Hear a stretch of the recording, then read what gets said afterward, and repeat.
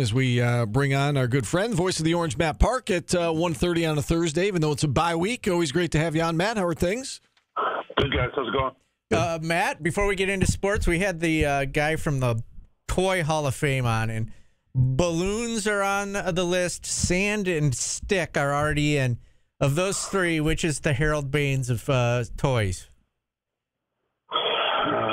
Sand, stick, or balloon? You know, I'll give a little credit to sand. I mean, that's kind of an out-of-the-box thought to put that in there.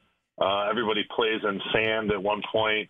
Balloons are probably the closest to Harold Baines, if that's what you're going for. Yeah. You know, pretty good. Better off with it than without it. Not elite. Better off with it without it. Yeah, if you're having a party, you want balloons. Yeah, sure. Why not? Give us some balloons. That's good. All right. Stick would be like the Ron Kittle of toys, you know. Not horrible. On the team with some other good players. Had his moments. If dogs were voting, sticks would be like number one, right? That's true. Right, different league. Like Cabbage Patch Kids, yeah. All right. Pretty wide interpretation of toys. Yeah, very much so indeed. All right, let's talk, with the bye week, let's talk some basketball. ACC Media Day, recently down there in Charlotte, and we saw Syracuse pick to finish 11th in this conference. I think we collectively think it's a little low. What do you make of the preseason ranking? I don't pay much attention to it. Yeah. I think the middle of this conference is large. I think there's not probably a huge difference between 4th, 5th, and 14th. We got to start retraining our eyes and the way we think about stuff. Conferences are huge now. 11th it's just beyond the middle of the pack. It sounds terrible. Somebody's 18th in this conference. Right. Yeah. It wasn't that long ago that there were 18 conferences.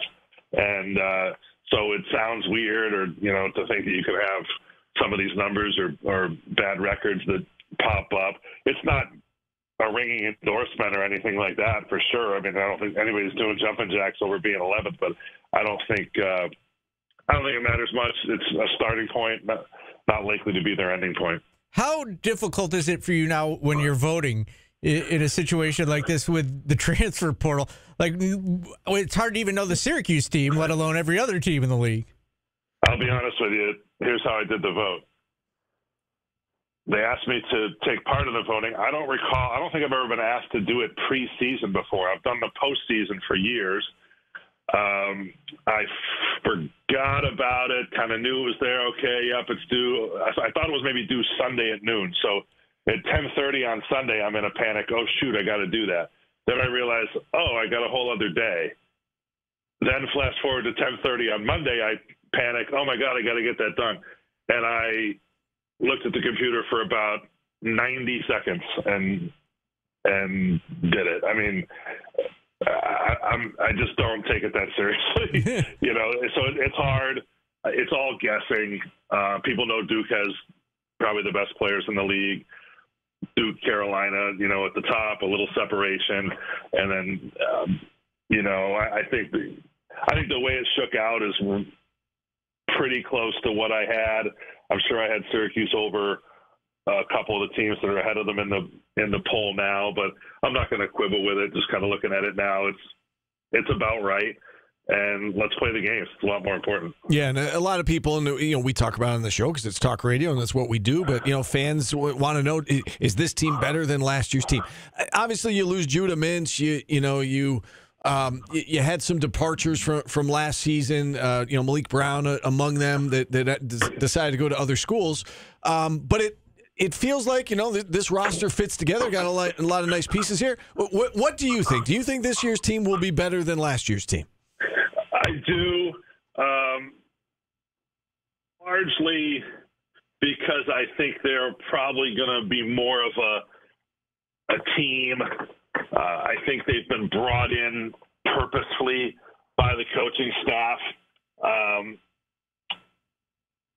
That's part of what happens in the transfer portal. Now, you're only as good as what your options are and who you can land, but you obviously select recruits too, but there was more of a track record, I think, with established college players. You know what Eddie Lampkin is going to bring to the table, and you can picture how he's going to fit in your team and what you're trying to do.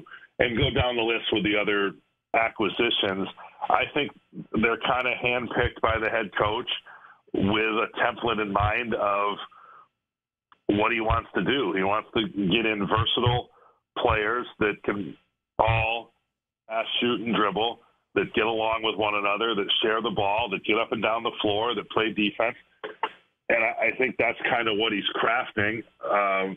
I haven't been able to get up to practice enough yet, but the reports I hear are good.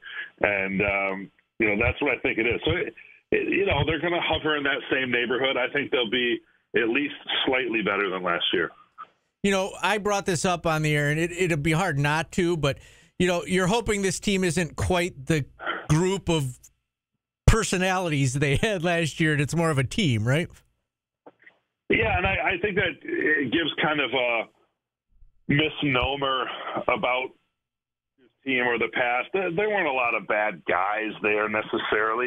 It's just that I do think you had some self-interest and that sort of thing, and the last year's team didn't probably maximize its potential.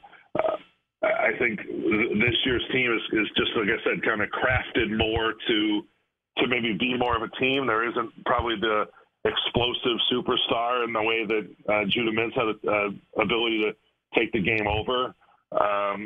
So you may miss that at times, but I'm optimistic that there's depth, there's answers, there's options. So let's see how it plays out. I'm excited for the exhibition games and the early part of the season. Every new year to get a sense of the new team's personality, I think, is really exciting. And so looking forward to seeing how that shakes out. And then, as it goes back to your conference poll, everybody else is thinking the same thing. They don't know what they have either. And that's why they play the game. So I think that's kind of the more important part down the line here. Jordan asked us the question earlier in the show. We'll ask it to you. He said, is the expectation this year as simple as this team, needs to make the NCAA tournament? Like, if they make the tournament, it's a successful year. If they don't, it's not. Is it that black and white to you? Again, I think that sometimes gets adjusted over the course of the year. If they get off to some sort of sensational start, I think we're dealing with that in football, right? Sure. You sort of change the way you have the level set. But, yeah, I think for just sort of raw terms, I think that's an easy way to look at it. Everybody affiliated with the program expects that this team is going to that the program is going to be in the tournament at the end of the year. And of late, it hasn't been. Does that mean this year's team is a lock? Not necessarily, but it's certainly the goal. And that's where they're starting off. So I think for where they are right now, a return to the tournament is 100% a step in the right direction and is to be celebrated. And let's see how the team plays out. You may adjust your aspirations higher than that as they get going. Since you brought up football, let's go there next. And I know it's still a week away, a week from tonight. Syracuse will be in Pittsburgh to take on the Panthers.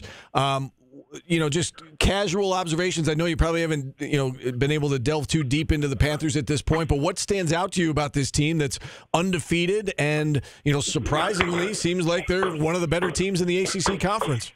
Yeah, well, it's an exciting game. I think we can all, everybody's kicking themselves thinking, well, shoot, wouldn't it be great, even better if this was two undefeated teams? And it could be, but it's not that far off. And Syracuse has a lot of momentum. They've won 2 in a row on the road. That's exciting. Have not won in Pittsburgh in forever, going back to the 2001 season.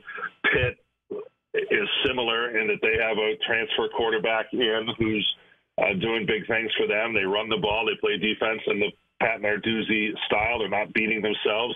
And they're 6-0. So I think it sets the stage for something that's really cool going down there for a Thursday night game in an NFL stadium. The years we've gone down there, there's been times when Pitt's been pretty good. They've never really packed the place. Would be great to see if that happens. And I think the Syracuse team has shown that it is pretty cool in that kind of environment, going on the road and doing what they need to do. So it's exciting to think you've got these types of meaningful games here in the middle of the season, and we're really looking forward to it. Yeah, it should be a lot of fun. All right, well, enjoy the weekend with no football game, and we look forward to chatting with you again next week, Matt. Okay, sounds good, guys. All right, Voice of the Orange, Matt Park joining us here on the show, and with that, we'll take our final timeout.